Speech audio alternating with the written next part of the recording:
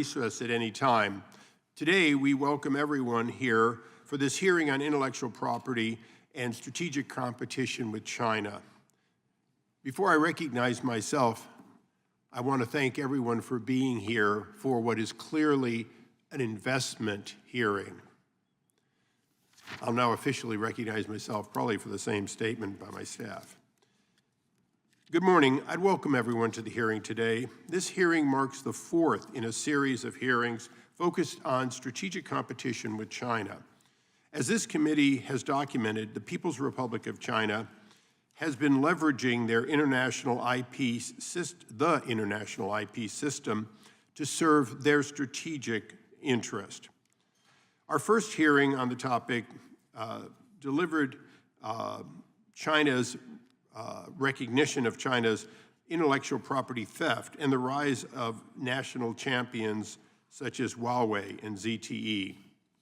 We looked at China's emergence as the largest filer of international patents and subsequent use of U.S. patent in litigations against American companies, all with significant national security concerns. The second hearing examined how actions under the Biden administration allowed greater foreign access to U.S. advanced technology by waiving IP protections under the TRIPS waiver provision. This failure threatened to harm U.S. innovation and jeopardize investments in life-saving medical advancements. The third hearing analyzed the artificial intelligence arms race between the U.S. and China. We explored how Chinese AI development threatens a wide range of industries, including our own cybersecurity. Today, we will address China's Standard 2035 strategy, a sophisticated and dangerous plan aimed at dominating critical global technologies by shaping international standards. This hearing will explore the PRC's manipulation of global standard-setting organizations through overwhelming and coordinated participation in state-backed entities.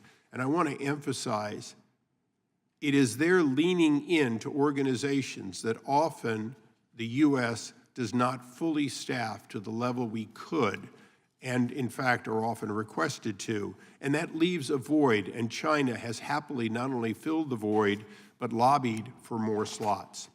China's unified effort to stack the deck at SSOs allows them to dominate the discussion and embed PRC technology into global standards such as 5G, AI, and the Internet of Things. In particular, we will investigate how the PRC exploits licensing and rate-setting mechanisms for standard essential patents in favor of Chinese companies.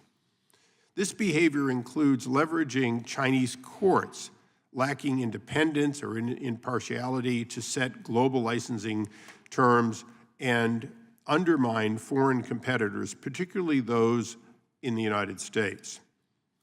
And it includes suing competitors in the United States, in the European Union, by leveraging patents essential to important technology standards like 5G and others.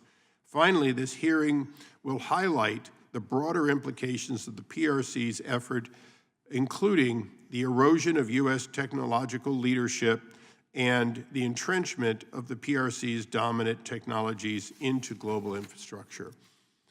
Let us be clear, this committee is not the committee that will keep us from losing our lead. This is simply the canary in the coal mines. We cannot let the PRC dominate global standards, and yet, as we speak, they have made significant advancements in the previous 8 years, 6 years, 4 years, 2 years, and as we speak. I want to thank our witnesses for their time today, and as I said before the opening, this as the last hearing of this Congress is but a down payment on what we must do in the next Congress.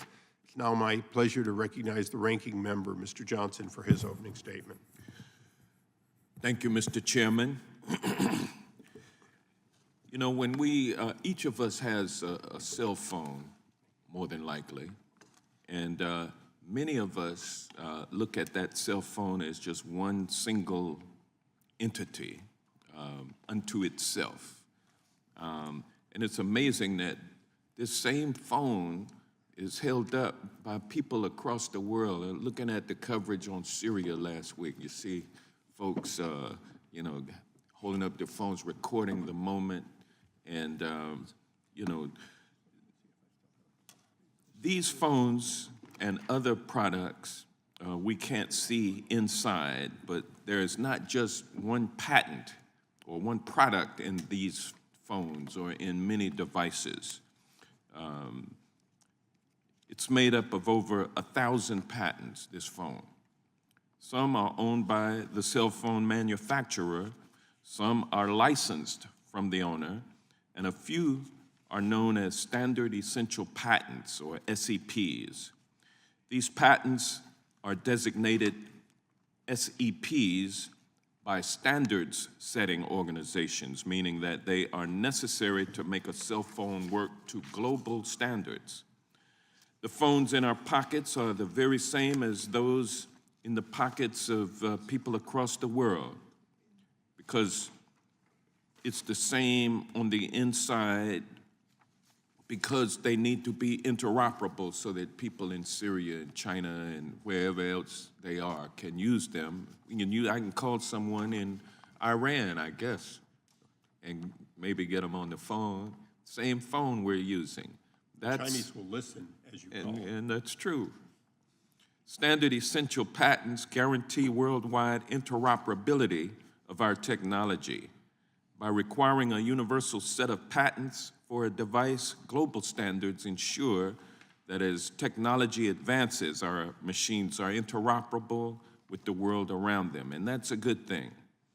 These standards hinge on inventors being fairly compensated for their inventions, so long as they agree to license their products on fair, reasonable, and non-discriminatory terms, known in the trade as FRAND. We are here today to examine the question of what happens when a country refuses to abide by the international process to which every other country adheres. Over the last decade, Chinese courts have advanced its government's technology dominance goals through legal decisions that put China out of step with the rest of the world. Courts in China have set royalty rates artificially low for U.S. companies. They've ruled in favor of anti-suit injunctions that prevent litigants from bringing patent suits in other countries' courts, and otherwise prevented SEP owners from being paid fairly for their inventions. Transparency in litigation is another problem. Chinese court proceedings are infrequently published, making it difficult for litigants, international courts, and SEP owners to interpret rulings or to have any semblance of a rule of law. This absence of clarity has created a complicated system where the deck is stacked against American companies, one that is hard to navigate and where litigants struggle to receive a fair trial.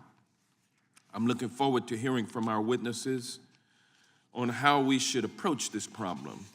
We cannot expect, much less demand, that the United States always come out ahead. Similarly, it would be unwise to lower ourselves to the lowest common denominator, making our system similarly unfair to litigants who use systems other than the United States, or making the system unfair to patent holders will not even the score. Imitating China will not make the U.S. more American. It will take a worldwide effort to overcome China's overreach on SEPs. International institutions like the World Trade Organization should seriously consider whether nations are meeting their obligations under the TRIPS agreement. We should be able to turn to international forums for fair adjudication of disputes, including the use of anti-suit injunctions by Chinese courts. By working cooperatively through diplomacy and dialogue, nations disadvantaged by China's unfair decisions can demand a system that provides transparency and due process at a global level. But America also has an obligation to lead the way. We should invest in making our patent courts faster, make sure we get more judges on the bench who are steeped in patent law, and attract litigation by having a better process in America for adjudicating disputes. Other countries will not follow the U.S. blindly.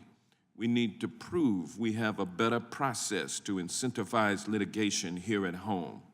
I thank my colleagues across the aisle. Chairman Issa, I thank you for holding this hearing and working with me on a bipartisan basis over the last 2 years on all that we have worked on together. I thank Ranking Member Nadler for his support and for his friendship, and I thank the witnesses for being here today. And with that, I yield back the balance of my time, but not before wishing everyone a happy holiday. Without objection, all other opening statements will be included in the record. My pleasure to introduce our witnesses. First, we have Professor Thomas Cotter. Mr. Cotter is a professor of law at the University of Minnesota Law School. His research focuses on domestic and international intellectual property law, antitrust law, and economics. He is the author of 7 books, including several on intellectual property law.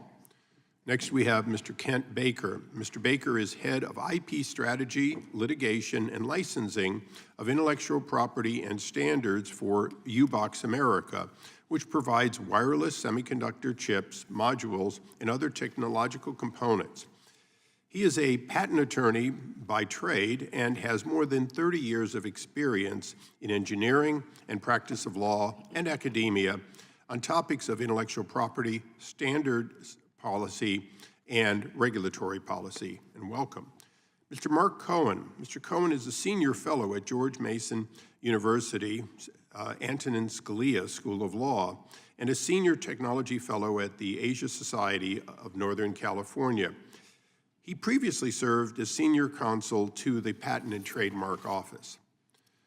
Dr. Walter Copan is the vice president for research and technology transfer at the Colorado School of Mines. He previously served as the Undersecretary of Commerce for Standards and Technology as the director of the National Institute of Standards and Technology. Dr. Copan has served in a number of other positions in public and private life, including as the principal licensing executive for technology transfers at the Department of Energy and Department of Energy National Renewable Energy Laboratory. We welcome all of our witnesses. We thank you for appearing here today. And as is the rule of this committee, would you please rise to take the oath? Raise your right hand. Do you solemnly swear or affirm under the penalty of perjury that your testimony you're about to give will be true and correct to the best of your knowledge and information and belief? So help you God. Thank you. Please sit down. Let the record reflect that all witnesses did answer in the affirmative. For all our witnesses here today, some of you have been here before, all of you have seen this on C-SPAN. We'd like you to summarize what might be much more extensive comments into about 5 minutes. We won't cut you off mid-sentence, but we would appreciate getting to questions as quickly as possible. Your entire opening statements, plus additional information you may choose to give us afterwards, will be included in the record. So you will be much more complete to the studious staff than you are to the public here today. And with that, Mr. Cohen. Thank you very much, Chairman Issa, Ranking Member Johnson, members of the subcommittee and staff for inviting me back to testify today. My comments focus on 3 SEP lawfare-related issues: transparency, intervention in the markets or subsidies, and global rate setting. And I echo Ranking Member Johnson's comments on the Chinese environment. My comments are directed to helping ensure that the U.S. system remains a leading system for adjudicating SEP disputes to support our innovative companies without compromising our values. Regarding transparency of the Chinese courts, I am generally referring to placing final court decisions online on the official Chinese judicial database. During the last decade, this minimal type of judicial transparency has been decreasing significantly.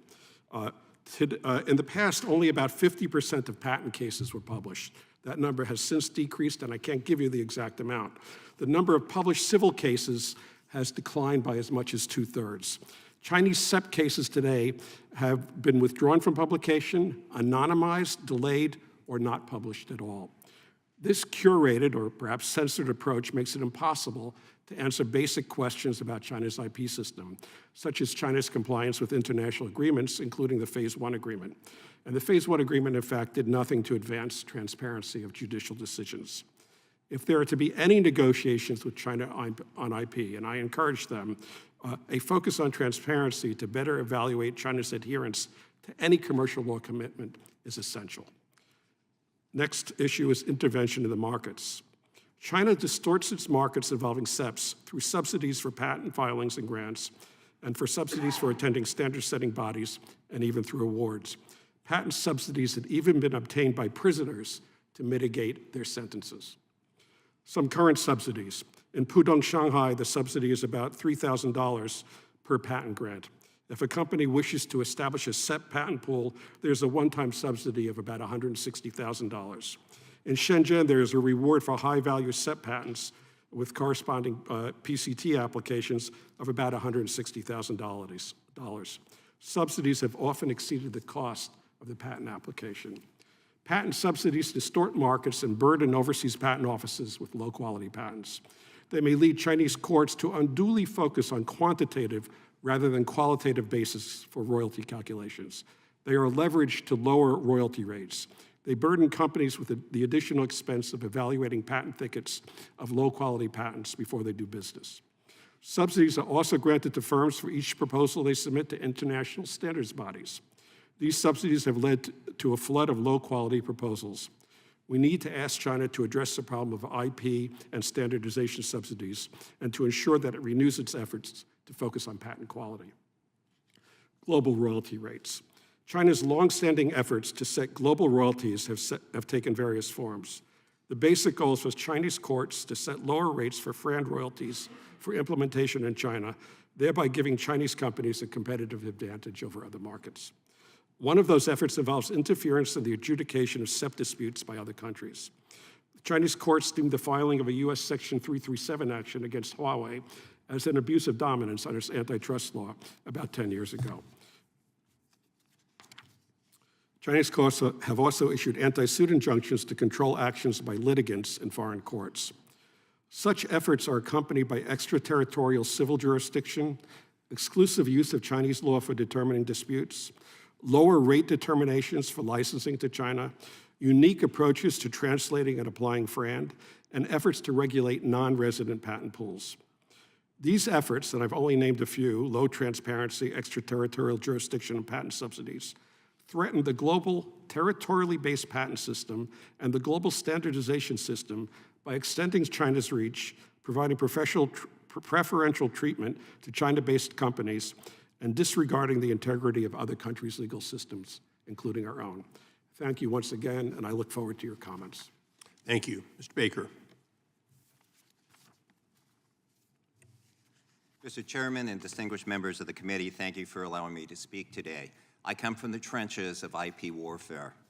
U-Blox is a small to medium-sized innovation company that provides wireless semiconductor chips, modules, and services that power the Internet of Things to reliably track, locate, and data connect everything. It's not voice-enabled, it's data connections. We participate in standards organizations and associations such as Save Our Standards, which represents companies in agriculture, healthcare, energy, automotive, artificial intelligence, and several other industries. U-Blox modules allow devices to talk to each other with or without human intervention. We innovate and design the fundamental wireless connectivity components that can be used in any IoT machine or product that needs a wireless connection. You're going to find our modules in smart cities, water and gas meters, used with sensors for crop monitoring, robotics, aftermarket car alarms, industry floors, and much more. Even tracking adolescents or children for security purposes. That's how small these modules can be. Now, I thought it'd be useful to show you one. That's a module, the little white box you see here. This is a test board, certainly not that big in the product, but if I were to put power into this port, flip this switch, this will connect to any network. It will connect to your base stations and a cellular network. Don't be confused. This is the fundamental wireless connectivity that goes in every product, although, granted, it will be miniaturized. There is a data port here. It's a serial type port with anything you connect to it, car, laptop, whatever need you have, put your data in here, and this device is going to send it onto the network. As you see, the modules are very small, and they're easily overlooked. Issues regarding module security threats and the emerging Chinese dominance in the US and IoT global markets, I think, has gone unnoticed. My intent is to bring to the committee's attention 4 things. 1, there's a very real threat presented by Chinese IoT module manufacturers to US communication systems and Western manufacturers of IoT wireless modules. These may be companies you've either never heard about or rarely read about. You may recall similar security issues arose recently with Huawei and ZTE cellular base station products and handsets. Now, I'm not sure why, but IoT modules were not part of that discussion. They certainly should have been. They present an equal or greater security risk than did the mobile handsets.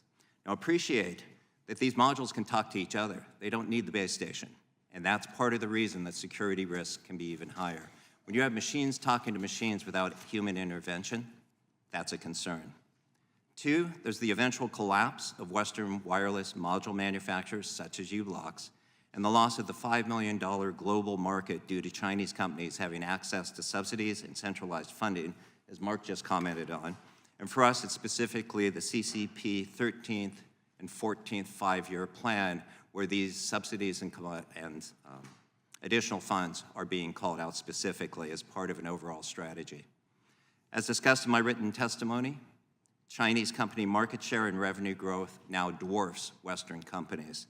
At u-blox, we've closely studied supply chains and what does it take to actually build this module, and we find Chinese companies selling the module at a profit for as low as $7.50, whereas a Western company can't build it for under $9, sans profit.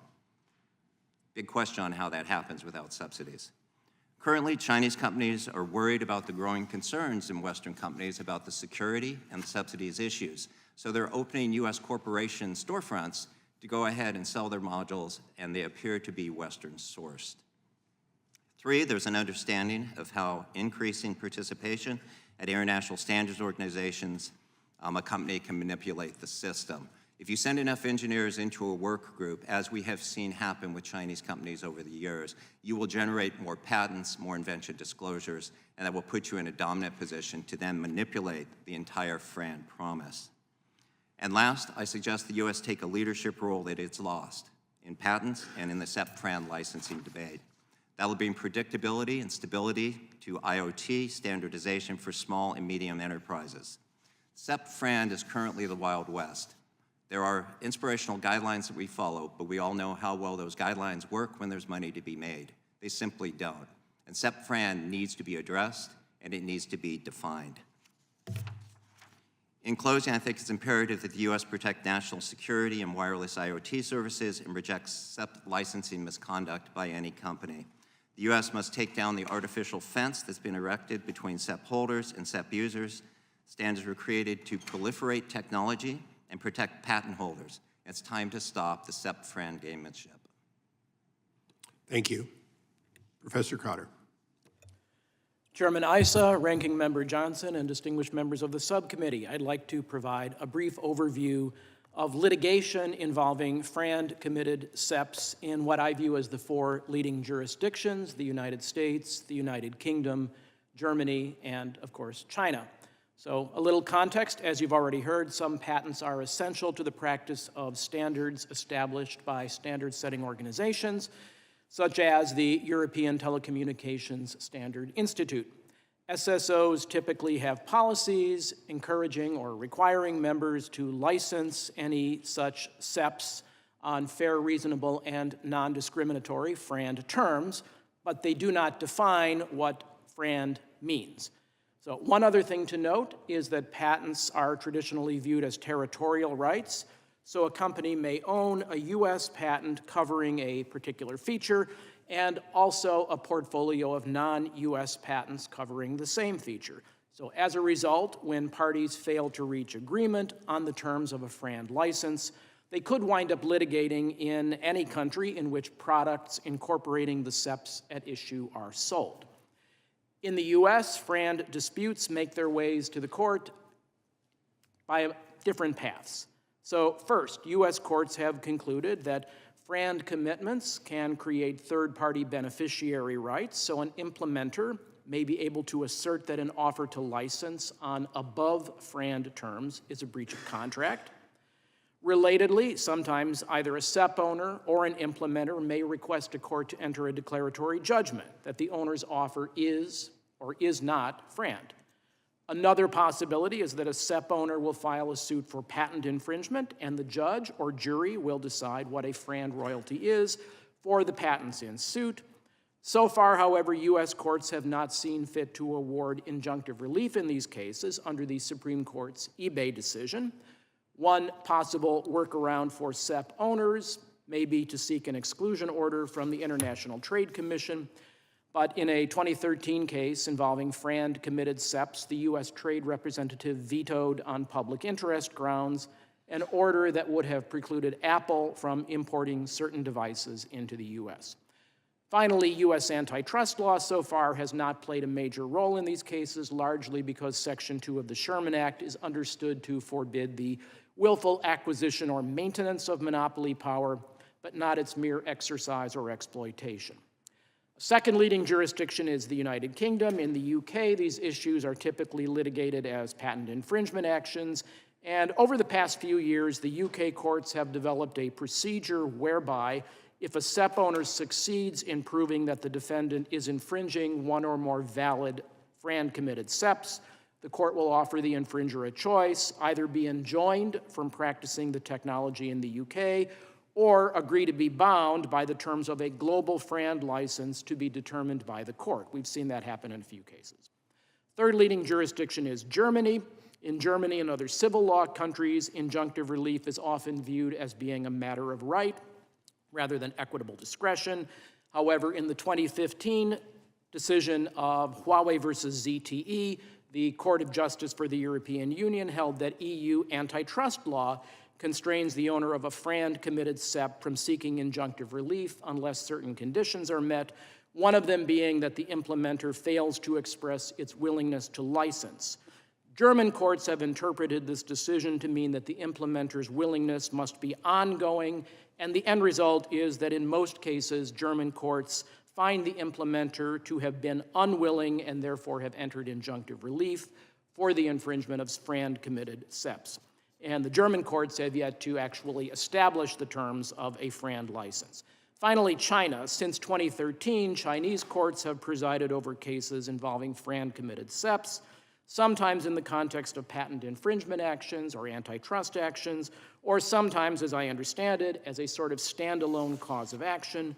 In recent years, Chinese courts also have expressed a willingness to determine the terms of global FRAND licenses where they believe there is a sufficiently close connection to China, and we had the first such determination of a global FRAND royalty just about a year ago in Nokia versus Oppo.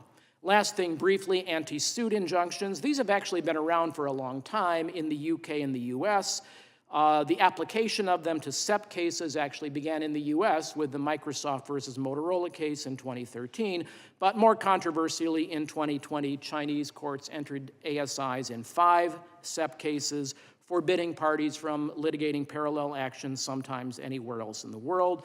That seems to have gone away to some degree. Now, I don't think we've had any since 2020 for a variety of reasons, but of course, that could always be resurrected. Thank you. Dr. Copan. Chairman Issa, Ranking Member Johnson, members of the committee, and distinguished participants. It's a privilege to testify on critical issues for U.S. innovation leadership, global economic competitiveness, and national security. It's my honor currently to lead research and technology transfer at Colorado School of Mines, a top-tier U.S. research university rated in the top 3 engineering programs in America.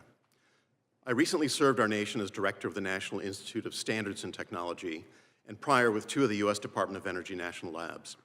For my leadership experience in public and private sectors, as a corporate executive, entrepreneur, and investor, the requirement to have clear, enforceable intellectual property rights and the right to exclude others is foundational to innovation success. Investors must confirm that an organization's IPRs will secure a protectable market position and provide pathways to achieve returns on investment as part of the justification to take on substantial investment risk. Strong IPRs enable innovators to advance technology leadership, incentivize investment, and create value, including from inventions essential to global standards. The United States is at a critical juncture regarding the future of American innovation leadership for the world. Our economic security and national security are closely intertwined with the reliability of the protections afforded by our IP and innovation system. The foundational strength of U.S. IPRs, as established by the framers of the Constitution, must continue with the enforceability of the rights of inventors in the U.S. and abroad, together with the rule of law and respect for private contracts. The U.S. must once again lead the world by example through the development of IPR policies that support innovation at home and across jurisdictions.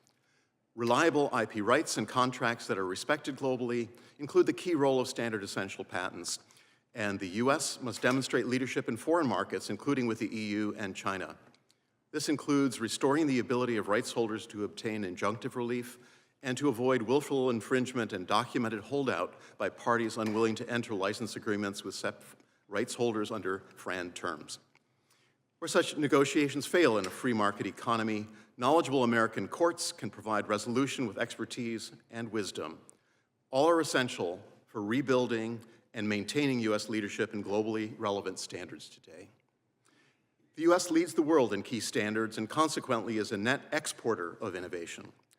Reliable IP rights, licensed development, and manufacturing partners enable trusted global supply chains and value creation for consumers and for shareholders alike. The mobile telecommunications sector contributes an estimated total economic value of more than $4.8 trillion to the global innovation economy. Technology innovators, including holders of SEPs, gain returns on their investments in R&D and standards engagement through licenses and royalty payment, in addition to product and services sales. The revenue flows from commerce in intellectual assets contribute positively to the U.S. trade balance, with Chinese companies contributing over $70 billion in net IP payments to U.S. entities in 2020. However, there is widespread unlicensed technology use in China of innovations and IP assets owned by U.S. entities. Further, China's government has weaponized its legal system with a wide range of patent and competition law tools, price controls on international entities, forced technology transfers, and by providing selective legal protections and incentives seeking to advantage Chinese companies. There is a concerning movement away from market-based negotiations and valuation to government-controlled price regulation for standardized technologies. The EU has proposed a massive new regulatory regime toward government control of SEP prices. The Chinese Communist Party has followed suit, issuing guidelines that would apply its antitrust laws to SEP licenses to benefit Chinese entities. Supported by the Chinese government incentives and legal actions, Chinese technologies companies are gaining ground. As we look to rebuild America's advanced manufacturing base with a trained domestic workforce and trusted, resilient supply chains, the U.S. must build upon the strengths of our free market economy and a reliable intellectual property and innovation system that continues to lead the world. I'm encouraged by some of the legislation proposed to strengthen the U.S. innovation system, including the Bipartisan Patent Eligibility and Restoration Act, the Promoting and Respecting Economically Vital American Innovation Leadership Act, and the Realizing Engineering, Science, and Technology Opportunities by Restoring Exclusive Patent Rights Act of 2024. Thank you to this subcommittee for your important work towards securing the technology and innovation leadership for U.S. economic and national security. I look forward to answering any questions you may have. Thank you. I thank all our witnesses. We'll now go into 5 minutes per side of questioning, beginning with the gentleman from Kentucky, Mr. Massey. Thank you, Mr. Chairman. I think it's important as we kick this off to talk about what SEPs are, or SEPs, Standard Essential Patents. Mr. Cohen, are these government creations, or were these created by private industry, this nomenclature and this grouping of patents? They're predominantly created by private standards development organizations, which have private sector participants, although there are government standards, particularly in China, but also in the U.S. Okay, thank you very much. Dr. Copan, you joined several former administration officials, former, I say, to send a 2023 letter to the European Commission opposing the EU's draft of SEP regulation that would cap royalties for licenses of standard essential patents and create separate centralized proceedings at the EU IP office. Do you continue to have concerns about the efforts of foreign competitors to regulate our IP? I do, Congressman. Those concerns that I also included in my oral testimony are with respect to the overreach of governments to regulate free trade and fair commerce and standard essential patents. And I stand by that joint letter. Aren't a lot of the patents created by U.S. entities? And isn't it sort of insane to let countries, not just China, I mean, we're here ostensibly about China, but the EU is talking about doing the same thing. Because these patents are so important to things like national defense or our own competitiveness in the world economy, isn't it kind of crazy to go along with this scheme in the European Union that would let them effectively nationalize our IP by setting the rate that could be charged globally for it? It is a huge concern. The United States' sovereignty over its intellectual property rights and the value that U.S. innovators create in global markets is something that needs to be part of a free market economy. And we know that sophisticated companies, developers, and implementers of technology have the guidance in fair, reasonable royalties that are non-discriminatory and enabling the practice of commerce across borders without government interference. Well, I've heard some arguments that SEP, standard essential patents, are so important that you shouldn't be able to get injunctive relief, that the owners of the IP shouldn't be able to get injunctive relief. Do you agree with that argument? No, sir.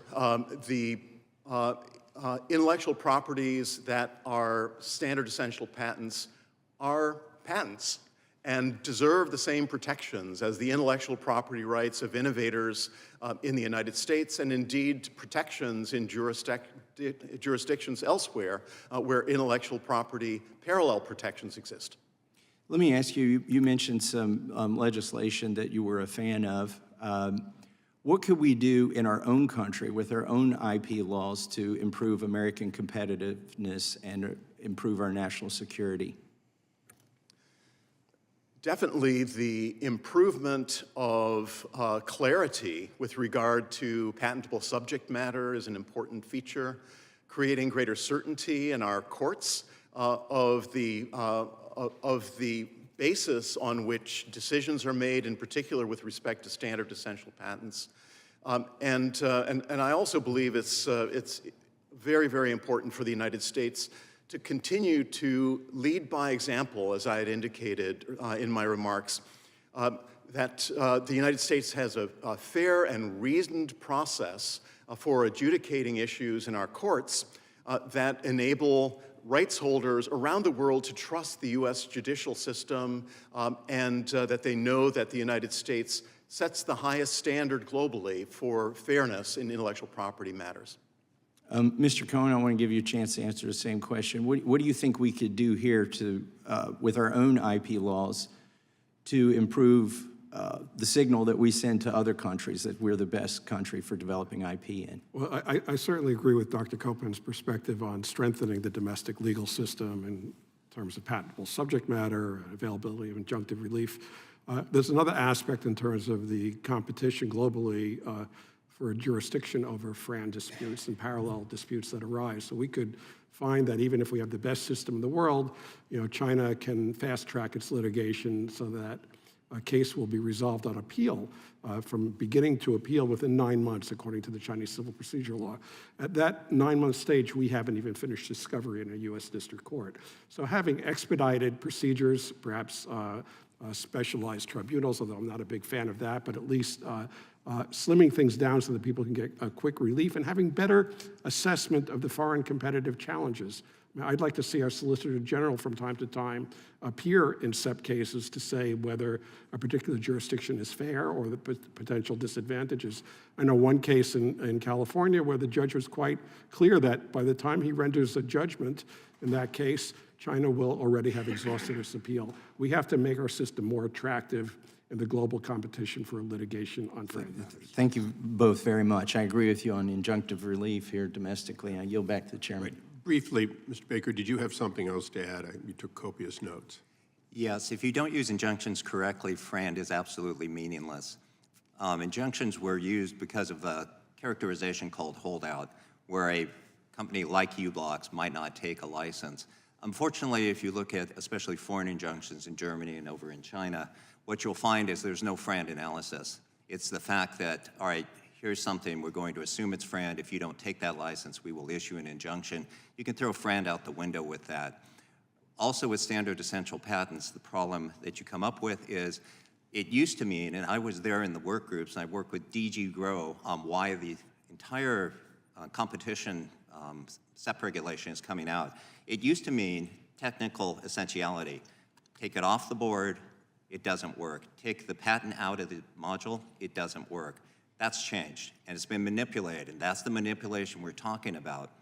What we need is clarity in both what FRAND and what a standard essential patent definition means. Now, you're trying to control both. I have to keep it to brief. We'll continue. Mr. Johnson. Thank you, Mr. Chairman. Dr. Copan, could you enlighten us on how SEPs ensure worldwide interoperability? Thank you so much, Ranking Member Johnson. The technical committees working on international standards bring together science and engineering experts to consider the broad dimensions of a standard, for example, in advanced communications.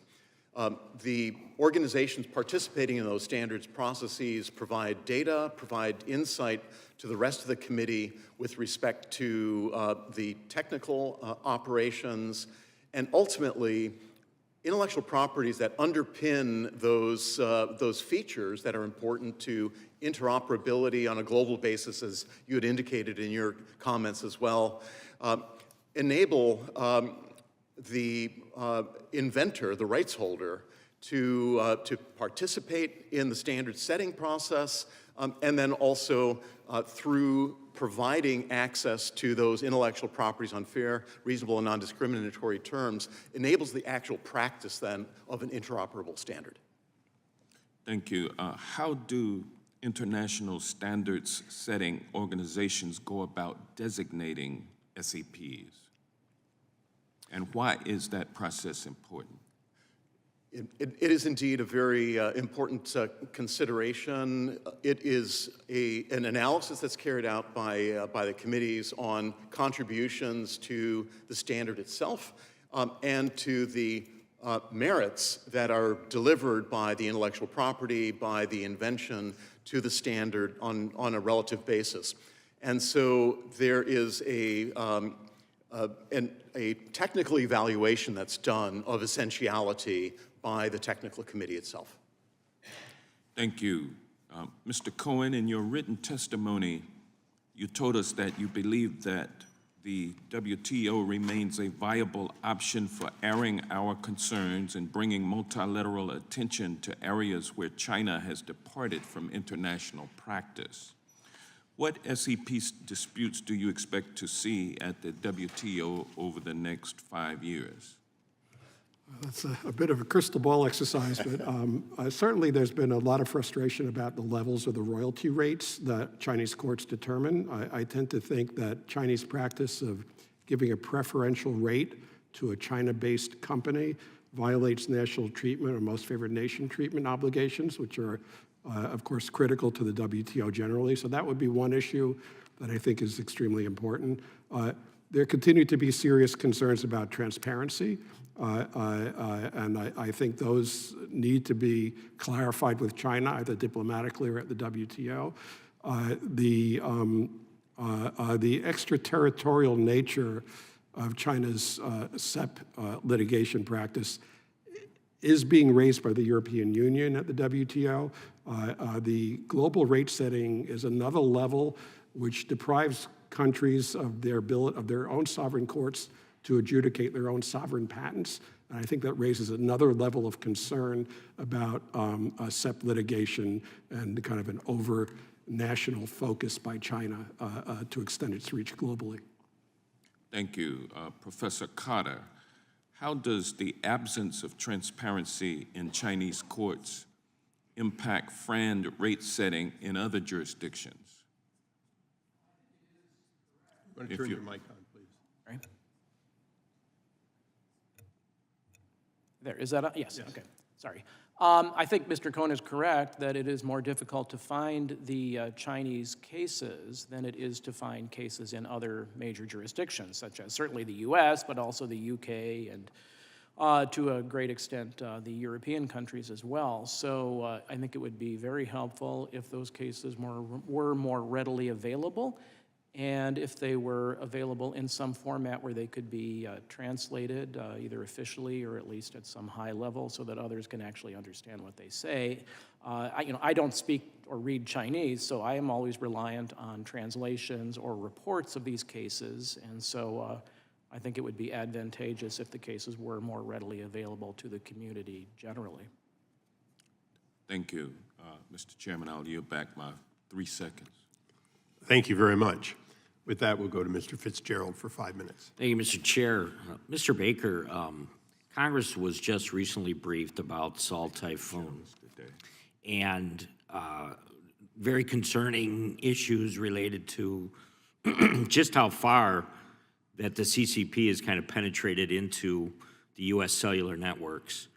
Do you have concerns regarding security and the vulnerabilities of Chinese technology?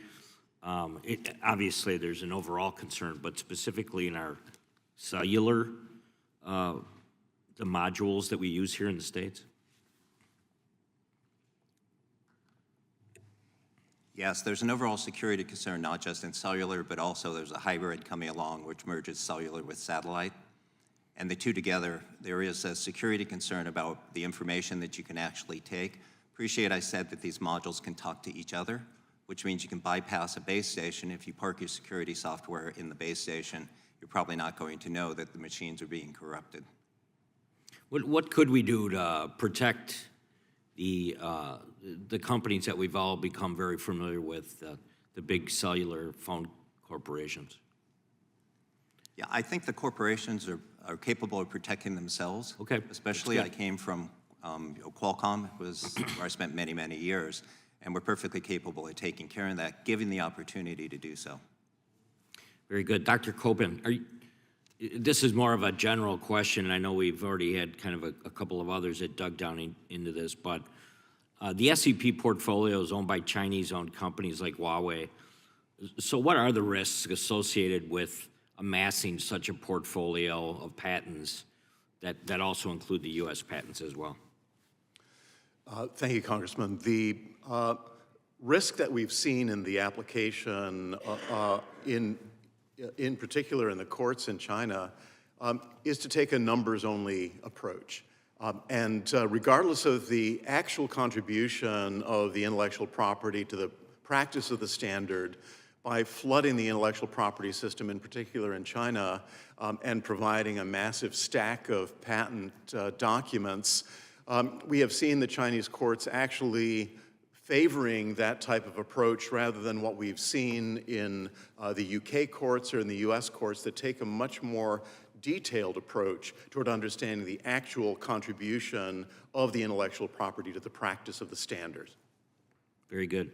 Professor Cotter, can you please describe how the injunctions against the American companies sought by foreign companies in foreign courts hurt the U.S. economy? How can we draw that line? Well, there are a variety of approaches, a variety of perspectives on whether injunctive relief should be granted generally for SEPs, and the German courts and probably also the Unified Patent Court within the European Union take the view that injunctive relief is more a matter of right, and so you usually get an injunction in those places. I mean, the UPC has just started up, but in Germany, certainly you usually get an injunction. That puts tremendous pressure on the implementer to then reach a settlement. And maybe that is appropriate if the implementer is holding out, is delaying the resolution of the case for strategic advantage, but it also means that in many cases, I believe, the SEP owners are using the threat of injunctive relief potentially to extract an above-FRAND license. And so part of this goes to why these FRAND commitments are required in the first place, and that is to constrain SEP owners from exercising undue market power, raising prices, and ultimately harming consumers. So the IP system has to be about balance, and I think that some degree of flexibility in awarding injunctive relief is appropriate. That's what we have in the US. It's also what we have in the UK.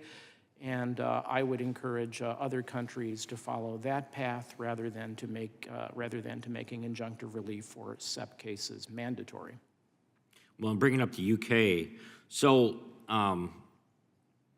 is there an articulated or a specific type of framework in the FRAND determinations? What are your thoughts on that framework, and do you believe there's a concern that it's probably going to lead to greater instances of venue shopping in the UK, right? Well, I think the UK went to a place where I didn't expect, well, let me rephrase that. In 2017, the UK became the first country, I believe, to set global FRAND royalties without consent of both parties. That was the Unwired Planet case, and I and many people were critical of that because it seemed like a bit of overreach. On the other hand, the last couple of times they've done that, the rates that they have set have actually been relatively favorable to the implementers. So if anything, they might be more attractive to implementers now than to SEP owners.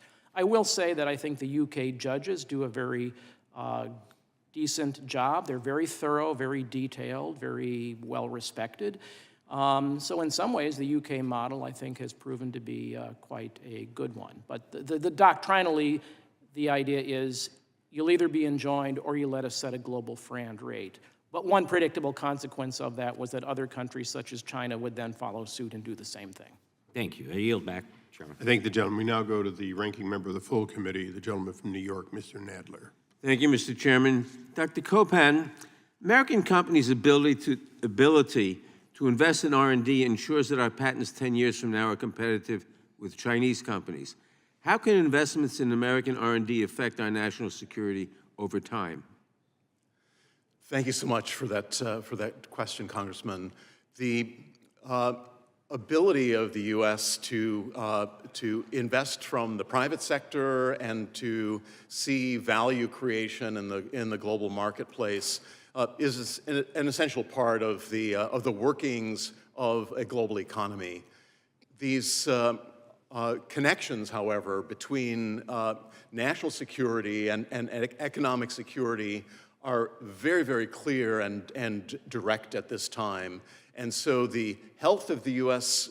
corporations that have a global play, and also the ability to license under FRAND terms in ways that truly provide returns on investment for U.S. industry to continue to drive forward research and innovation and lead the world is essential also for national security. Thank you. Mr. Cohen, we have seen the Chinese government use anti-suit injunctions in the past in a manner that I have characterized as bullying, but then seemingly move on after being challenged on the global stage. But moving on does not mean that they have stopped abusing the legal system, right? Yeah, moving on for China in this case means I believe that the EU WTO case forced China to at least put a pause on anti-suit injunctions, not to stop them entirely. What we've seen is the evolution of judicial practice towards global rate setting and greater extraterritorial reach of the courts. So we're hardly beyond the problem of China setting rates for SEPs outside of its territorial jurisdiction. Let me ask you a question that you may have partially answered just now. Can you describe some of the new tactics the Chinese government has adopted to reach the same ends? And given that the Chinese government is clearly skilled at taking advantage of different legal regimes as needs arise, what would be an appropriate response from the U.S. government in conjunction with our allies? Well, let me begin by the second part of that question. I think the appropriate response, if possible, is to be as multilateral as possible. I think that could mean using the United Nations or negotiating through vehicles like the IP5 or the USPTO with the other 4 largest patent offices, or engaging our antitrust authorities also to engage with their Chinese counterparts. The issue is the continuing, kind of in Chinese there's a saying, you have a policy, I have a counter policy. And what we've seen in China is the continual evolution of counter policies that rarely get to the bottom line. And I think that's part of a problem with the WTO itself, because you can't really amend your complaints at the WTO. You have to file another complaint. So that's a limitation, and I think we really need the focus of all our trading partners on this industrial policy approach to FRAND and SEP rates. Should we try to get the WTO to allow the modification of complaints that you just said? Yeah, I think that would help, frankly, because otherwise we're filing disputes on yesterday's issues. Thank you. Mr. Cohen, I understand that the Chinese government's approach to dominating standards has included subsidies for patent applications for technology related to standards. Can you elaborate on this practice and describe its implications for what kind and how many patents Chinese companies might get? That's a great question, and the numbers are in the thousands, if not tens of thousands. And it's not limited to SEPs, but at least in the SEP area, it's a bigger focus of litigation. It's resulted in overall a lower quality for Chinese patents. It imposes a burden on patent offices because, as any skilled bureaucrat knows, they have to use their end-of-year money, and if they have subsidies at the end of the year, then everybody wants to file to get those subsidies. And we've seen lower quality Chinese patents in the last quarter, in the fall. In fact, I joke sometimes that if China wants to improve its innovative ecosystem, they just have to ban autumn. So what we've seen is China using that quantitative advantage to achieve an advantage in the courts, and sometimes antitrust agencies frequently rely on patent counts, and they don't want to go through the more laborious task of qualitative analyses. Thank you. And finally, how does this practice affect global rate setting, and what is the best way to ensure that rates reflect patent quality rather than quantity, as you just said? Yeah, I think I've already partially addressed that.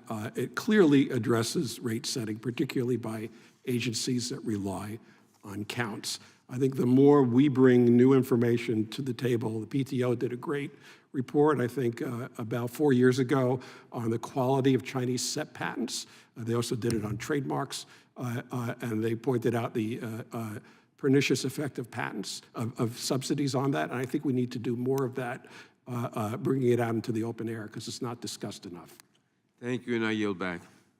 I thank the gentleman. We now go to the gentleman from California, Mr. Kiley, for 5 minutes. Good morning. Mr. Baker, if I could start with you. I think you made a comment about how we need more of a leadership role for the United States when it comes to standard-setting organizations. So I wanted to ask you just what are the ways that we could do that? There are examples of standard-setting organizations that have managed to keep the Chinese influence at bay through appropriate governance measures. So maybe that's one route. Or maybe in other cases where China is gaining influence legitimately, how could we step up our involvement in these organizations, provide incentives for participation in them in order to match their influence? That's an excellent question, because one of the things that happens with U.S. corporations that are not subsidized, when your budget goes down and your returns go down, you reduce your staffing at standards organizations. It doesn't occur with Chinese companies. When they're subsidized, they increase the number of individuals. As far as participation, remember, it's a technical standard. The idea of more engineers is a good thing. And I will disagree with one thing. The standard essentiality of something that's put into a standard is not addressed by a work group. I've been in the work groups, and that is specifically excluded. The technical elegance is what's included in the standard, and you sort out the septness later. The problem is nobody's sorting out that septness. It's a big question mark. So as far as participation, a great start would be having an initial threshold as far as the number of participants that could represent a company at a standard, changing voting rights so that the voting rights are reflected based upon an individual company gets one vote, and other such procedural methods. Some standards have implemented them, many others have not. And so how could we sort of have more of a voice in setting those rules of governance? That's a difficult question, because the whole idea of the standardization setup is to have it privatized under the Western philosophy. In China, it's slightly different. And Mark, you know more about that than I do. But as far as government being able to regulate it, I think there are certain programs where there is a role for government to play in trying to figure out the staffing levels for particular standards. Sure. So let me revisit this this question of sorting out the septness, as you put it, which refers to, I believe, whether the patent is truly standard essential. And you made a comment earlier about how true essentiality was a matter of whether the device needs to have that technology in order to work. But that seems maybe not quite technically the case. Isn't it a matter of whether you need to practice the patent in order to achieve compliance with the standard? In which case, having a standards essential patent is kind of like a tautology, because once it's in the standard, you have to use that technology to achieve interoperability. So which is it? Yeah, Congressman, it's actually, you're describing it correctly, but the technical essentiality is part of the interoperability of the standard. If you take out that technical essentiality, it's not going to be interoperable. Right. So there's the question of whether a technology is necessary for a device to work, and then there's a question of whether it's essential to achieve interoperability. But the latter question, is just a matter of the choice that was made in the standard setting process, right? Different choices could have been made to use different technologies to achieve the same level of interoperability. So is it your argument that that essentially renders it not a set patent, or does that go to the setting of FRAND rates because there exist viable alternatives, not to practicing that particular standard, but rather to achieving some level of technical interoperability? You're actually hitting on a very good point, because there are different parts of a standard. There can be the main part of the standard, and there can also be appendices to the standard. So if you're talking about what is the most technically elegant way to achieve something, given all of the engineering parameters around what that standard seeks to achieve, that would be what's technically essential. That doesn't mean a different way of doing it in a different part of the standard would not yield standard essential patents if you implement that part of the standard. All right, interesting. Yeah, it seems like an area worth exploring. I guess that part of the issue is that there's just such a mess in terms of what the standard is. Well, probably a bad word, use standard again, but what the framework is for setting FRAND rates, that it's created all of this confusion and uncertainty. But Dr. Copan, I wanted to also give you an opportunity here, because I was glad you mentioned the PARA, which I've introduced, a piece of bipartisan legislation, bicameral, which would go a long way towards clarifying subject matter eligibility, creating more certainty for those who are looking to innovate. Could you talk a little bit more about how that is particularly relevant to the general theme of today's hearing, which is the ways in which China has come to use dominance of intellectual property as a major tool against the United States? Thank you so much, Congressman Kiley, and grateful for your leadership in PARA. The opportunity to provide greater clarity on patentable subject matter is absolutely important in the United States with respect to the enforceability of IP rights, as well as to understand how they read upon the practice of a standard. And that clarity benefits not only the United States practitioners, but companies from other nations as well, seeking to access the United States market.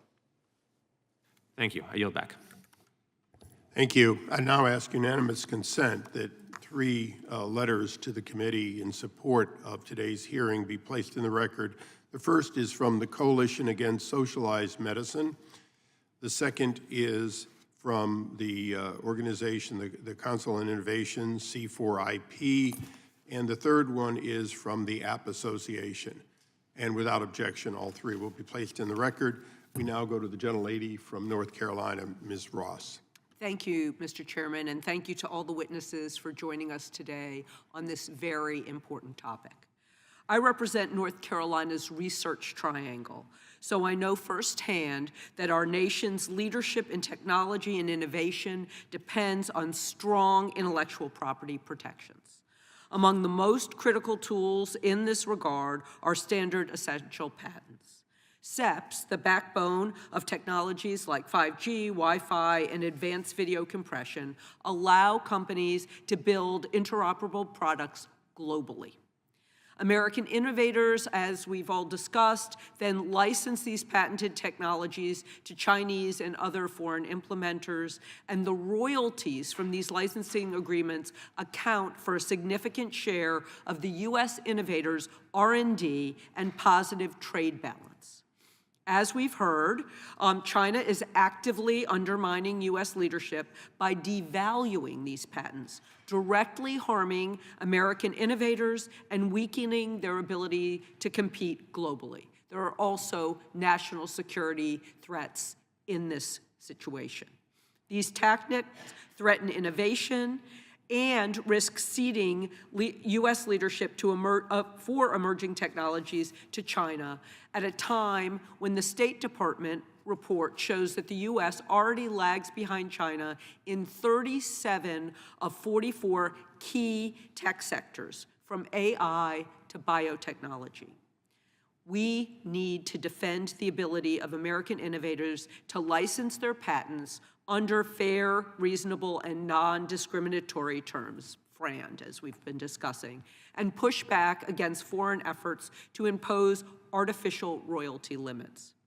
Further, we must condemn China's abusive practices, including judicial overreach, that harms our IP holders and the integrity of international agreements like TRIPS. By doing so, we can preserve the incentives that fuel technological breakthroughs and maintain our edge in global standard setting. As we face competition from China, defending intellectual property rights is both an economic and a national security imperative. Dr. Copan, in a 2022 comment you co-signed for the Renewing American Innovation Project on multi-agency SEP policy, you noted how devaluing U.S. patents is akin to subsidizing tech transfer to China. How should Congress, the administration, and the private sector ensure that companies play a leadership role in R&D and standard setting for next-generation critical technologies? For example, does the U.S. need to increase its leadership in standard-setting bodies and voluntary standard development organizations? Thank you so much for that important question, Woman Ross. It is absolutely essential for the private sector-led process in standardization to be well understood as a national security imperative of the nation. The conversations here today have discussed the importance of encouraging U.S. industry to maintain their presence and to contribute actively, also in partnership with the U.S. government, with organizations such as the National Institute of Standards and Technology at the table with a role as partner and supporter to the private sector. The opportunity is absolutely essential for the nation to continue to have enforceability of intellectual property rights on a global basis, to work with trade organizations and also with WTO to ensure that the United States position is supported and that the erosion that we have seen of intellectual property value by the actions taken by the Chinese courts is condemned by the United States and like-minded nations. Thank you. And then Professor Cotter, I know we only have a few seconds left, so I'll make my question short. You talked about what goes on in courts around the world, but when it comes to setting countries' royalty rates, would you agree that it's more efficient and fairer to let IP innovators and implementers negotiate a rate at arm's length as opposed to having outside intervention?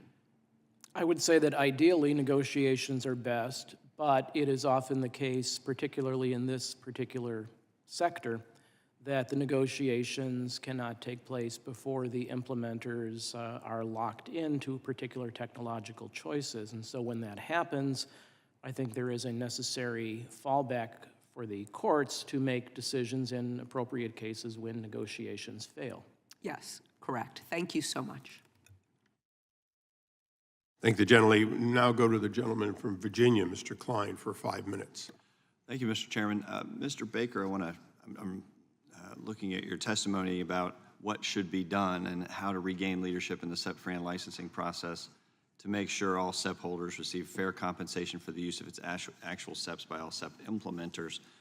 And it's your testimony that both China and the EU have proposed oversight to remove the cloak and veil from SEP-FRAN licensing, provide guidance, and level the licensing playing field between SEP holders and SEP implementers.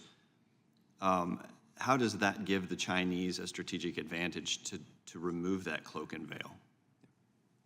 I don't necessarily agree with the process by which either of those entities are approaching the subject matter, but at least they're making an attempt to address how you identify a standard essential patent and also FRAND.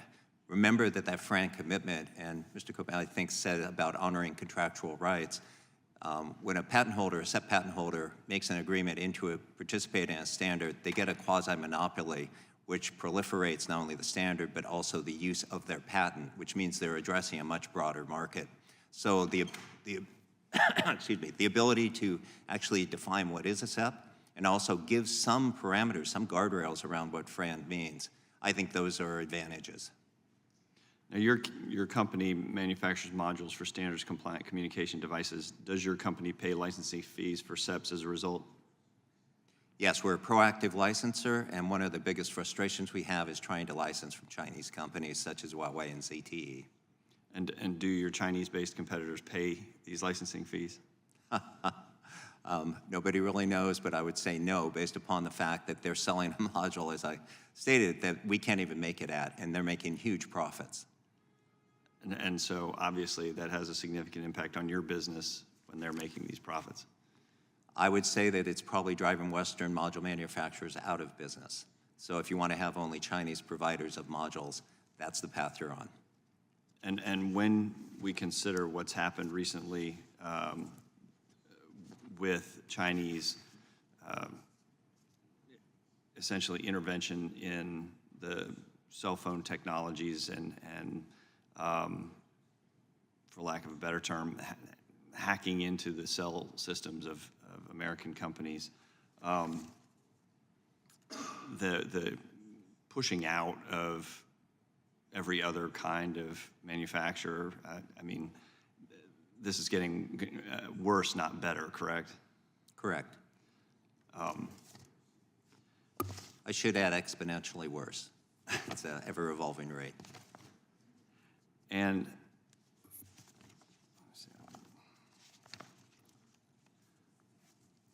so your company is an SME that implements a number of technical standards, and you have firsthand experience in the licensing of SEPs. And you walked us through the process of licensing SEPs for an SME. How do you assess the value of a particular SEP during licensing negotiations? Yeah. Now, appreciate our method may not be one that's followed by every company. And the reason for that being a small, medium-sized company, we don't have a deep pocket to do a tremendous amount of analysis. But what we do is a statistically significant analysis. So when presented with a portfolio of 1,000 patents, we'll take 100 of them. We will independently look at those to determine both internally and through external experts on whether or not they truly read on the standard. The declaration that's filed by a patent holder, a SEP holder, into a standards association has zero relevance to its actual SEPness. So we actually undertake that burden to do that. That's unique in the industry, and we do it as it's an overhead cost, but that's the only way we can have an idea. One, are we actually using the patent in our product? And secondly, what would be a reasonable valuation because are the patents you hold incremental improvements? Or are they something truly monumental and early technology like millimeter wavelength coming out of 5G? That's brand new stuff. Right. That's going to be pricey. And is there a way that you envision that we can improve the efficiency of this system? Or if there was an ability to actually have a determination of whether or not close the loophole. You have a declaration put into a standards group where I believe it's going to be standards essential. You've got a patent over here in another dynamic system going through the patent evaluation system at the USPTO. The two never come together to determine SEPness. So you don't even know if that originally filed belief declaration has anything to do with the actual technology in the patent issued. So one thing that would be good would be to harmonize the issued patent with that original declaration and see if that technology actually made it into the standard. Thank you. Yield back. Thank you, the gentleman. We now go to the gentlelady from Pennsylvania, Ms. Dean. Thank you, Chairman Issa, Ranking Member Johnson, and of course to all of our witnesses today. Thank you for your expertise and for sharing this information. I'd like to go back. In a former life, I was a professor of writing at LaSalle University, and I really emphasized to my students the value of plain English. I can't even say it, plain English. So for the non-technical IP and technology folks out there, can we go back and tell us, what is a SEP? I'm laughing because you talked about SEPness. I never even heard of such a word, excuse me, for my ignorance. But could we go back for everyday Americans? What is a SEP? What are standard essential patents? And what's the criteria to become one? Maybe Mr. Copan? Dr. Copan? Thank you so much for that question. And I appreciate the focus on clarity in writing and communication, and thank you for raising that. Patents provide innovators the ability to practice their invention in the marketplace and the ability to exclude others. In the case of SEPs, the inventor agrees to make that invention available to everyone who wants to practice a standard that would also be available then on fair, reasonable, and non-discriminatory terms. So it really is a commitment to make an invention broadly available to those interested in practicing. Thank you. I appreciate that. Ms. Dean, I'm sorry. Yes, thank you, Mr. Baker. I'm going to make this very simple. If you have a car and you take the tires off it, it doesn't work. Those tires are standards essential to the operation of the car. It's that simple. It's not a long definition. I was there when we wrote the policy guidelines. The language was simple, and it's currently being totally manipulated on what the original intent was by other people taking that simple language and trying to tell us what it means. I wrote the darn guidelines. I can tell you what it means. That's very helpful. Anecdotes like that are very helpful to me. Mr. Cohen, we've heard arguments today, and I'm following up really on what Mr. Massey was talking about, that SEPs are so important to certain technologies that SEP holders should not be able to obtain injunctions or exclusion orders. But doesn't that run the risk of devaluing U.S. IP rights? Why shouldn't SEP holders have the same rights as other patent holders to enforce their IP in court? I think Professor Cotter's given a brief explanation of why there's a different kind of balance with regard to SEPs. That is that a SEP could be abused to extort an exorbitant monopoly rate when it should be made available on fair, reasonable, and non-discriminatory terms. So in theory, if you violate that obligation in negotiation, maybe you should be deprived of the right to an injunction, but you should still be entitled to a robust royalty or whatever the appropriate royalty is. That's kind of the trade-off for inclusion of the SEP in what is more or less a public good, which is a standard. Now, having said that, that calculation, which was first expressed in a case in Europe called Huawei versus ZTE, can easily be abused. what constitutes good faith negotiations? How much do I have to disclose? What if the implementer delays and delays for years and years? If in a world such as China, where they insist on equality in rates, shouldn't I disadvantage the party who is delayed and delayed in coming to the table and negotiating? It shouldn't only be one-sided on the side of the inventor or the patent owner. You have to also look at the behavior of the implementer. Do you have any comments on a bill that I'm a part of with Representative Moran, the Restore Act, which I think was talked about before I came into the hearing? I apologize for missing that. It would provide patent owners who have proved infringement in court the rebuttable presumption that they are entitled to an injunction to protect the patent. I believe in strong patent rights and strong IP rights. They are essential. Do you have an opinion on Restore? Yeah, well, I can say that it severely disadvantages U.S. courts in the competitive battle to assert jurisdiction over FRAND disputes, to rarely have an injunction available when there is infringement, including when there is delay. And it particularly disadvantages those companies that may not be implementing, that may simply be engaged in licensing the patents.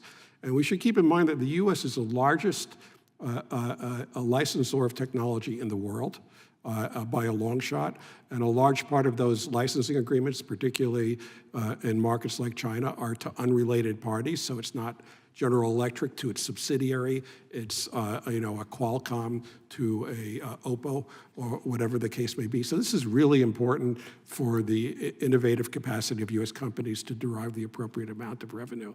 So I believe that I support this proposal to go back or have a presumption of availability of injunctive relief. I appreciate that. And Mr. Chairman, thank you. I yield back. I thank the gentlelady. Now go to the gentleman from Maryland.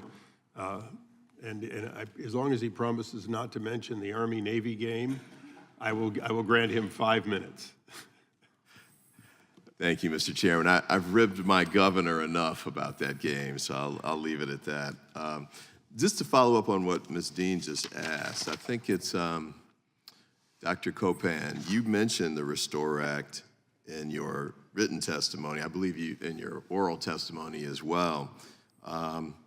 I was curious about your answer to Ms. Dean's question about the view about that bill. Yeah, thank you so much. And indeed, I did mention that in my testimony, the important step forward that represents for U.S. innovators.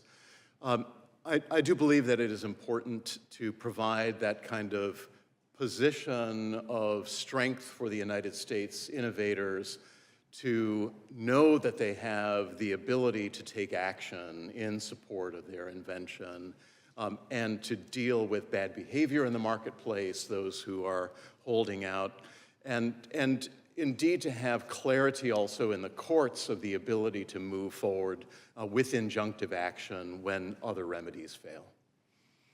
Thank you. Mr. Baker, I want to go back to your testimony. You said, well, I'll phrase it as a question. How do we keep Western module makers in business? Because I think your testimony was the way things are moving, they will be forced out of business in relatively short order.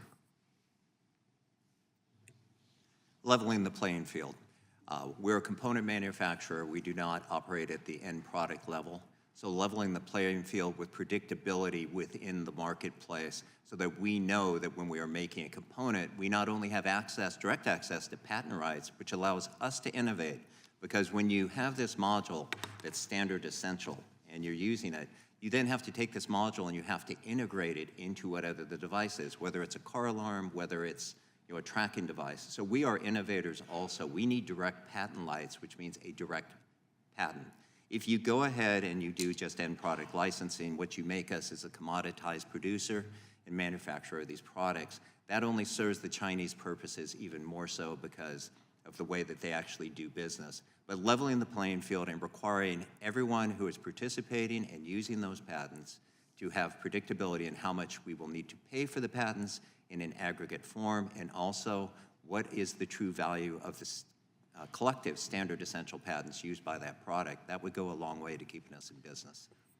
Let me generalize on your answer there, because I think there have been a number of comments in the testimony about how to deal with the activities of the Chinese and how to sort of address some of the misconduct.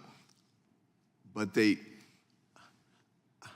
are frequently, you know, we're going to make efforts, we're going to pressure them, we're going to join different organizations and exert additional influence.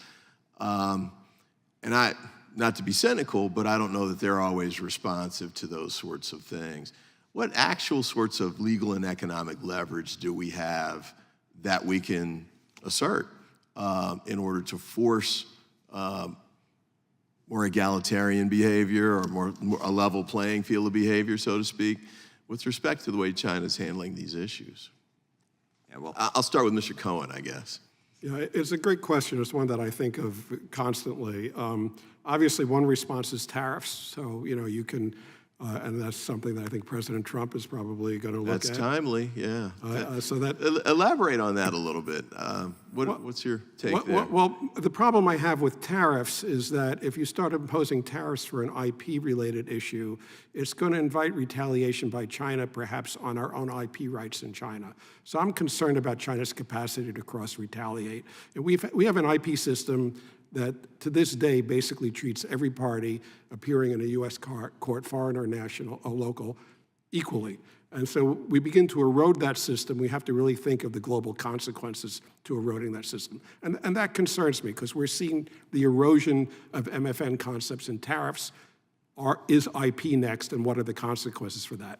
That's something to think about. Let me go to Mr. Baker. Yep. Look, I have to agree with the tariffs also, although we are not strong supporters of subsidies. If we're going to level that playing field, you have to look at all options. Mr. Cotter? I think the options are, it's very difficult to figure out what the options are for compelling China or any other nation to do what we want them to do with regard to intellectual property. I mean, most of that, I think, is going to have to be carried on through diplomacy and where possible through the WTO, but that is something that takes a lot of time and has its defects. Doctor? I'm still looking for the cudgel here. Yeah, I think that this is a challenge that also can involve stopping of importation of goods into other nations that are very clearly infringing, and as China seeks to access global markets, working with other nations to ensure that they're not accessing them with infringing products is an important step to consider. I thank you for your comments. I know that you had additional things that you wanted to say. My time's expired. I yield back, but I thank you for your testimony. It was good use of your time.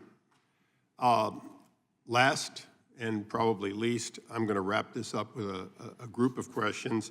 First of all, I'd like to let you know that we had 4 pages of questions with follow-ups, and we didn't get to them all. So we'll be sending those to each of you and asking you to respond for the record. But there are a number of things that I think, in summary, that I'd like to touch on. First of all, although this hearing was very much put out as relative to China, I think it's fair, and I just an acknowledgement from all of you, that there's no question at all that although China is the most unfair player, there are deep concerns on this panel about Britain, Germany, and the EU in general, and their desire to lower their cost of CEP licensing. Is that fair to say? If I may, I'm not sure that I would characterize it that way exactly. I mean, I don't think, honestly, that the courts in these countries necessarily have an agenda. They have very different perspectives, and so the UK courts, probably the most similar to our own, I think take a fairly balanced approach to these issues. The German courts, as I've mentioned, see injunctive relief as a matter of right, and so that tends actually to give the CEP owners the advantage in those cases. That may change, as I mentioned in my written testimony. The European Commission may have other views on that, but remains to be seen. Mr. Baker, that last point, if the whole world decided that CEP is great, but injunctive relief is essentially the default, how would that affect your ability to go to market? It would effectively shut us down. The injunctions without first an analysis of whether or not an offer is FRAND, you can't determine if there's holdout. If you can't determine if there's holdout, why would you issue the injunction? And the comment of diplomacy was used, and I appreciate that, serving on the Foreign Affairs Committee. But let me characterize a question for a moment. The most valuable diplomacy the United States has is probably immersed over in the Department of Commerce, not the Department of State. Is it fair to say that China's unfair activities that have been outlined today and the Britain and others' desire to have their courts make global decisions, and this idea that you can be banned hypothetically from seeking any relief elsewhere, all of those would be offset by U.S. diplomacy that simply said, you want access to our market, those rules are not acceptable. Is that a fair approach for the new administration to look at, that access to our market is so valuable that all of these activities that we see as unfair should be negotiated in light of access to our economy? Anyone disagree with that, Dr. Copan? Yeah, let me comment. I think these are very, very important points that you're raising. And I do believe that the process that the UK courts have utilized to be very thoughtful in their analysis actually provide a really positive example for the United States with the United Kingdom as a close ally and partner. So I think rather than— Wait a second, you're saying that a federal judge, otherwise known as somebody who thinks he's God, should simply say, we're going to make a decision for the whole world, even though the Constitution gives him no such power, and that would be good if we mirrored what Britain has done, at least on a few occasions? I'm talking about the thoughtful approach of coming to my judgment Article III judges by are thoughtful. courts. The question is more a matter of jurisdiction and sovereignty. So, Mr. Baker, you've operated in all these areas. I know it's frustrating to have 200 countries, each of which asserts its own sovereignty, but is it fair to say that something between we'll make a decision for the world and then penalize you if you try to go to another country and seek remedy different there, and the idea that there's only one standard? That's really what global negotiations is about, is to try to cooperatively find it, not find it based on the decision of one judge, no matter how thoughtful. Patents have regional boundaries. There's no doubt about that. A U.S. patent is valid in the U.S. and no place else. If there's going to be an exception to that rule relative to licensing, it either comes from the parties that say we agree to a global license coming out of a U.S. court, or it can be by the U.S. government, or through diplomacy, striking a negotiation where you find a broader than the regional application for a patent.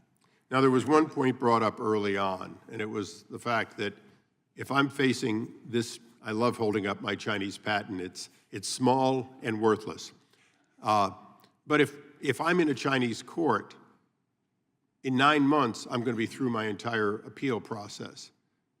Or is that not true, Mr. Cohen? If I'm in a Chinese court, but I'm an American patent holder, do I get done in 9 months, or is that a one-way street currently? By law, it's a one-way street, which is to say that the mandatory timeframes for civil litigation, including the appeal in China, do not apply if it's a foreign-related case.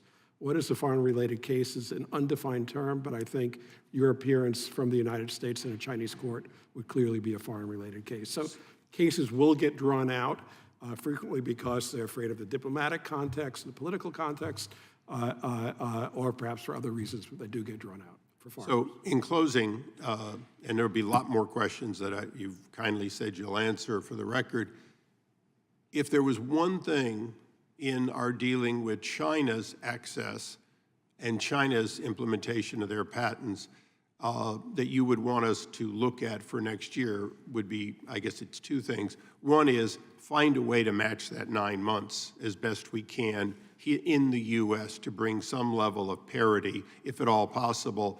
And then secondly, and I know the ITC was mentioned, we'll leave that where it was for now, but secondly, deal with the lack of reciprocity in that,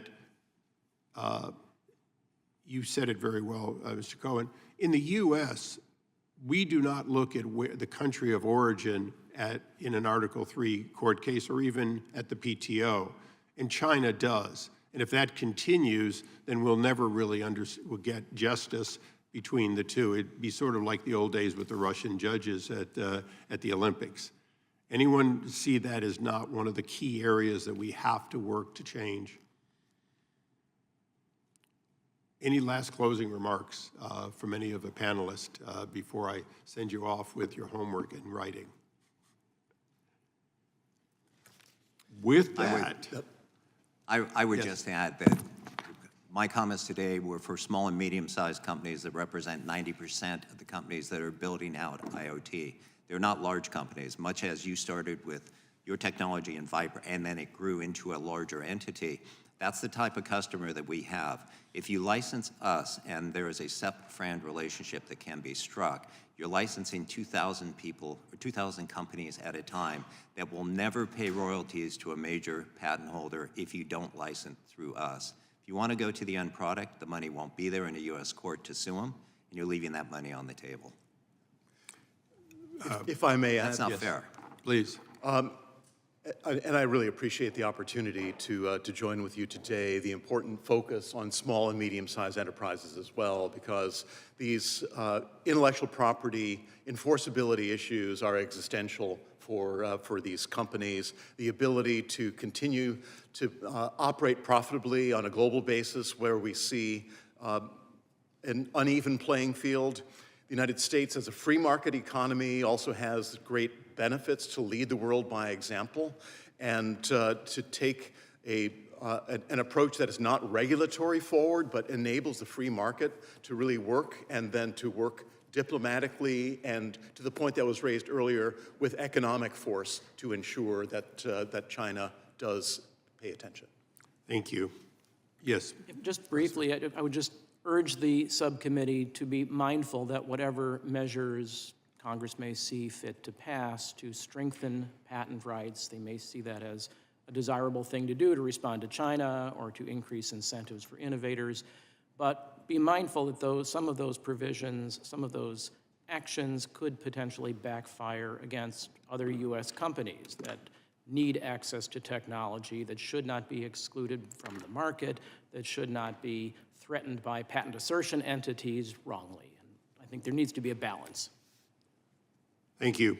As we conclude, I'd like to yield to the ranking member if he has any end-of-year comments, particularly if they're related to the ranking member of the full committee who has appeared for the last time in that particular role here today. Well, the gentleman is being quite judicious today, and I shall adopt that same stance towards Ranking Member Gerald Nadler, who has been ranking member or chair of this committee, I believe, for 15 years. He is stepping down from that position as of the 119th Congress. He'll become just a singular valued member of our committee, and Jamie Raskin will assume the ranking membership responsibilities.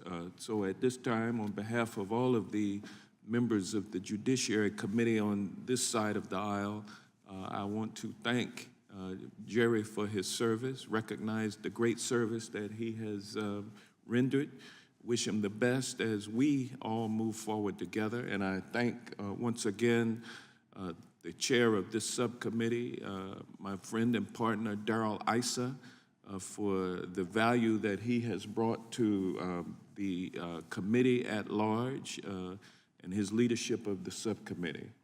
And once again, happy holidays to everyone, and thank you all for your very great testimony today. Thank you. Thank you. I see a former member of Congress, Ed Perlmutter, who's in the house today. I want to shout him out, recognize him. And With his Christmas tie on. yes, that's right. Yeah. And I see Jamie Simpson, who is here, former lead staffer on the committee, and also David Lockman, former committee staffer, is here as well. So good to see you all. Thank you. I will note for the record that Ranking Member Nadler has expressed that he will continue to be on this subcommittee and has been both chairman and ranking member of this subcommittee additionally over the years.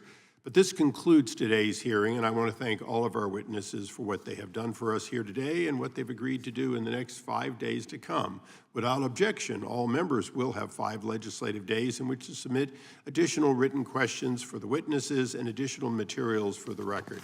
And without objection, for the year, we stand adjourned.